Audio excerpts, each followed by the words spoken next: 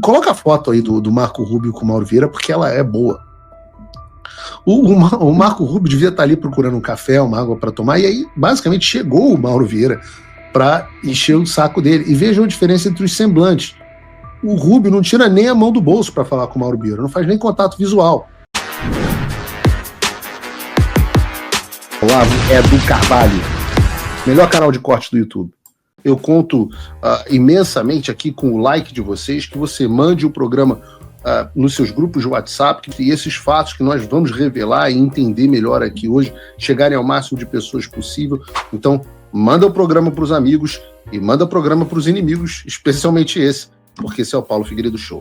Aproveitando que a gente está falando sobre o trabalho nos Estados Unidos, já que a gente está falando dos Estados Unidos, hoje, vamos dar uma notícia boa. Porque é uma notícia boa. Depois de 43 dias, o maior shutdown da história dos Estados Unidos chegou ao fim. Eu já expliquei aqui algumas vezes isso no programa, mas caso você não tenha acompanhado, o governo dos Estados Unidos estava, para todos os efeitos, paralisado. Aqui, quando o legislativo não aprova um orçamento, quase tudo, até que se chegue num consenso, quase tudo para, até que chegue num consenso. E aí o orçamento é aprovado e enviado para a sanção do presidente. E o grande impasse que envolvia essa discussão e que causou o shutdown é que o Partido Democrata estava tentando chantagear o Donald Trump. Caso ele não aceitasse incluir no orçamento 1,5 trilhão de dólares, quase o PIB do Brasil inteiro, que seriam utilizados para, dentre outras coisas, dar benefícios sociais a imigrantes ilegais e apoiar iniciativas de diversidade, equidade e inclusão em países estrangeiros. E, enquanto isso não acontecesse, os democratas boicotariam a aprovação e o governo seria fechado. E eu falo direto isso aqui no programa, mas o presidente Donald Trump não é o tipo de gente que reage bem quando alguém tenta colocar ele contra a parede, chantageá-lo e coisa do tipo. E ele então chamou os democratas para a briga e o shutdown começou, e aí todos os serviços do governo dos Estados Unidos ficaram paralisados. E o que eu acho do cacete nessa história é justamente o fato do Trump não ter cedido aos terroristas do Partido Democrata, à esquerda. E no final ele saiu exatamente com o que ele queria. Os caras tentaram chantagear ele de todas as formas possíveis, inclusive derrubando a popularidade do governo, porque obviamente o governo se torna mais impopular, os caos no aeroporto, um monte de gente sem... Até a Bolsa Família, que teve restrições e tudo mais, né, o que se chama SNAP, que é o Food Stamp, é o Bolsa Família deles aqui. Então, obviamente, isso teve um impacto na grande massa com a popularidade do presidente. O Trump não cedeu. Ele achou que o dano para os democratas era maior do que para ele, não cedeu por uma questão de princípio, manteve o pé, bateu o pé e o Trump saiu como vencedor. Eu acho que essa é a coroação da máxima dos Estados Unidos, e que o Trump abraça, de não negociar com o terrorista. Você não convence o Trump tentando forçar a mão dele, pressionando ou criticando na imprensa. Isso conecta com os assuntos do Brasil e explica a razão das conversas com o Brasil não terem avançado até agora, como nós mostramos na terça-feira. Naquela ocasião, quando eu falava que o Mauro Vieira teria um encontro com o Rubio, eu já havia antecipado até, né, que isso aconteceria. E esse encontro de fato aconteceu. Talvez não como o Mauro Vieira esperasse naquele momento. Acho que o Mauro Vieira deveria assistir o Paulo Figueiredo Show, por isso que eu falo, um monte de programa para os amigos e para os inimigos. Se você for ver a reportagem do UOL, o título diz o seguinte: Vieira encontra Rubio no Canadá e pede avanço em negociação de tarifas.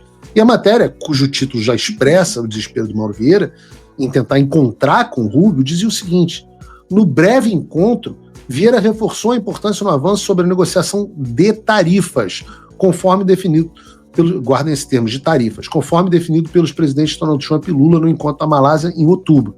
Desde 6 de agosto, cerca de 60% dos produtos brasileiros recebem sobretaxa de 50%, e isso não foi alterado mesmo após o início do distensionamento entre os países no final de outubro. Vieira relatou a Rubio que reuniões em nível técnico entre os dois países têm acontecido e que o Brasil entregou uma proposta estruturada de negociação no último dia 4.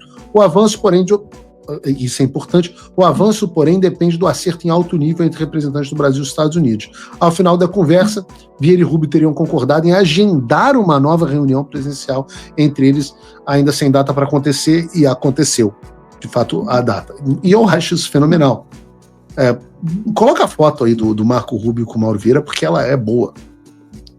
O Marco Rubio devia estar ali procurando um café, uma água para tomar, e aí, basicamente, chegou o Mauro Vieira para encher o saco dele. E vejam a diferença entre os semblantes. O Rubio não tira nem a mão do bolso para falar com o Mauro Vieira, não faz nem contato visual. Né? Parece você, no encontro de família, tendo que conversar com aquele tio chato que ninguém gosta. E assim, isso não dá nem para dizer que isso foi uma reunião. Né? O que eu apurei foi que os dois se encontraram por meio ali de 5 minutos no G7, uma conversa em pé, que saiu quase que de um esbarrão. O que saiu de concreto nesse encontro foi que eles concordaram, então, uma reunião onde eles concordaram em agendar uma nova reunião. E eu nem sei se o Mauro Vieira é mais um chanceler, é quase que um secretário administrativo, é um cara que marca a reunião para marcar a reunião. E de fato eles vão ter uma reunião hoje, finalmente em Washington. Mas a minha aposta, e aí é a aposta do Paulo Figueiredo, não trabalho no Departamento de Estado, a minha aposta é que a única coisa que deve acontecer, com certeza a Globo News e o governo do Brasil vão acreditar a diplomacia do Lula, não tem nada a ver com a diplomacia do Lula e sequer restrito ao Brasil, que vai ser a questão do café. O americano ama café, né? E isso tem uma raiz cultural muito forte. De oposição ao chá britânico e coisa e tal. Eles amam café. Mas ao mesmo tempo, e eu também amo café, mas ao mesmo tempo, por razões climáticas, geográficas e tal, os Estados Unidos não produzem praticamente café. Então, como o Trump está buscando as medidas para não encarecer os produtos para os americanos, os produtos que não são fabricados nos Estados Unidos, aos poucos devem ter as suas tarifas reduzidas. Então, nessa semana, ele e o secretário do Tesouro, Scott Bessent, anunciaram que vão reduzir substancialmente as tarifas sobre café e também sobre bananas, pela mesma razão. Agora, esse mesmo Scott Bessent, ao lado de Jameson Greer, já deixou claro que dos 50% de tarifas aplicadas sobre o Brasil, só 10% eram comerciais e 40% eram em decorrência da perseguição política que ocorre hoje no país. A gente pode retomar a fala, coloca a fala do Scott Bessent para refrescar a memória. The question is about Brazil, the 50% tariffs on Brazil. Can you explain why they are being hit with 50% tariffs and why it falls under the umbrella of the International Emergency Economic Powers Act? Certainly, happy to do that. Now, to be really specific about Brazil, there's actually two regimes at place right here. There's the reciprocal tariff rate of 10% on Brazil, which everyone in the world has, which we're trying to do to control the global trade deficit, which is a huge problem for us. Then on top of that, there's a 40% tariff on Brazil, and that's under a separate emergency, and this is related to extreme concerns with rule of law, censorship, and human rights in Brazil, where a Brazilian judge has taken it upon himself to order U.S. companies to censor themselves, given them secret orders to manage the flow of information, rule of law with respect to political opponents in Brazil. And so when the... And the unlawful detention of U.S. citizens who were in Brazil. Correct. Now, the Treasury Department has often used AIPA, which is the shorthand for the law you're talking about, to impose sanctions, which will cut off countries or companies or persons entirely from the U.S. financial system and cut off trade entirely. If the president can cut off trade entirely, he can certainly impose a tariff, which is a lesser measure than a full sanction. Quem está falando são eles, não sou eu. 10% das tarifas em cima do Brasil são comerciais e 40% estão relacionadas às sérias preocupações com o Estado de Direito, censura e direitos humanos. E esses 40% eu não creio que vão mudar, a não ser que algo mude no Brasil. Por isso que eu suspeito que o Mauro Vieira esteja hoje ouvindo cobranças acerca de perseguição política, de liberdade de expressão, sobre anistia, sobre o assunto das Big Tech, como nós vimos aqui hoje, e essa vai ser uma barreira difícil do governo Lula superar. Essas são, volto a dizer, as tarifas.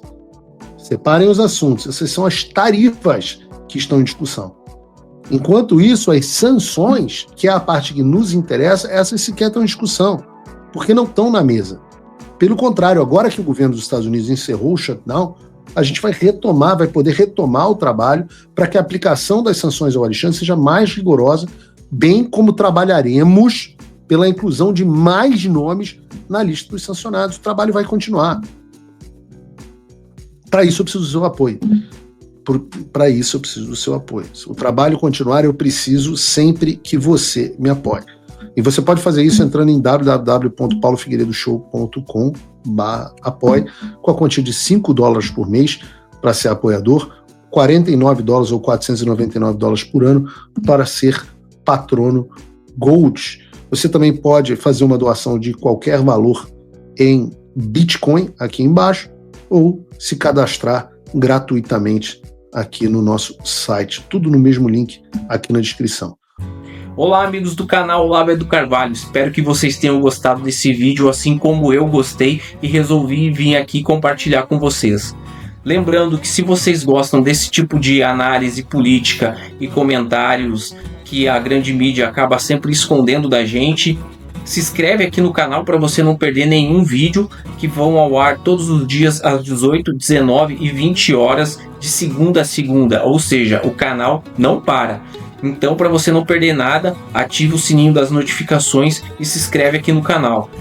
Se você quer fazer a sua parte para um país melhor, você pode se tornar apoiador do Paulo Figueiredo, esse jornalista que vem fazendo a diferença lá nos Estados Unidos junto com o Eduardo Bolsonaro. Eles fizeram o que 512 deputados e 81 senadores não conseguiram fazer pelo nosso país. Então, para que esse trabalho continue, é fundamental que eles tenham apoio. Entra aqui no link da descrição, pega o cupom Olavo do Carvalho, que é um presente nosso aqui do canal para você, e se torne um apoiador.